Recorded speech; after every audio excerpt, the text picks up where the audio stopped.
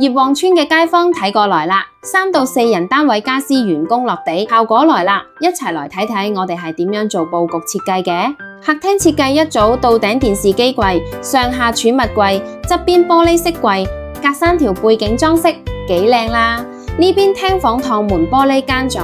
入邊靠窗設計，3尺地台床、書台書架學習區啦，床尾仲有到頂衣櫃執衫褲，空間都係非常之充足嘅。好啦，入到來主人房睇睇，隱形門入到去，